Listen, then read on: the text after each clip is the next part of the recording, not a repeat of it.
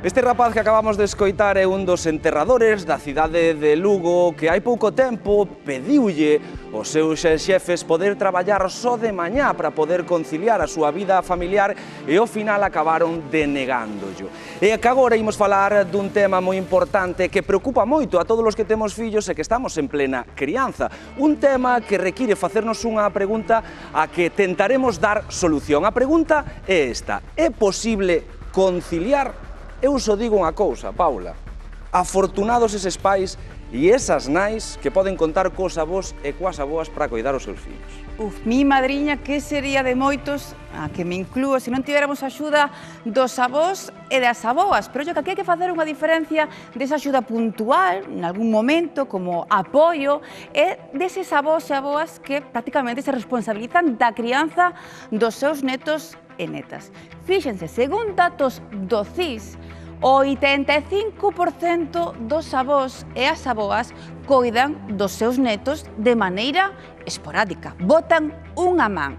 Pero ollo, porque hai máis dun 46% que o que fan é cuidar dos netos diariamente. Crían os seus netos, o que é unha responsabilidade e tamén unha carga. Son, pois, superavós.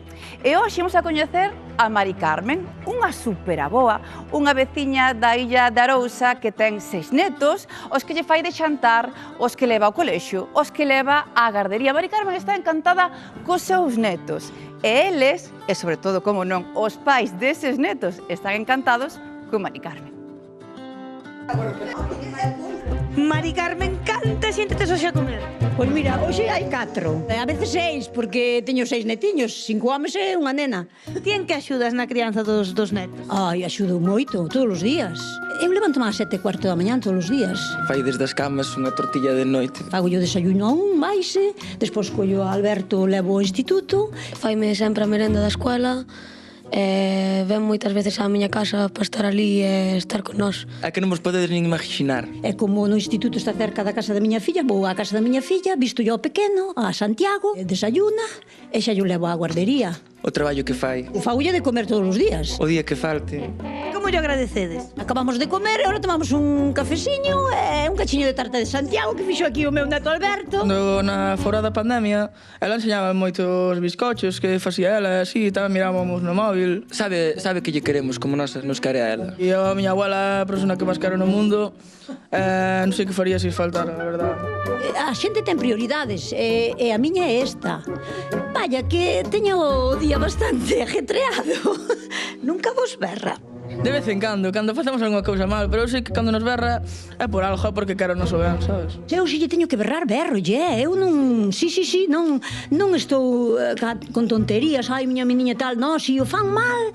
Eu creo que a educación en valores, eso é o que temos que inculcarlle aos nenos. Isto está mal, isto está ben, isto non o podes facer, isto si o podes facer. Falamos das nosas cousas, de como foi no colegio, que fixo ela hoxe, se hai algunha novedade ou así, pois contame.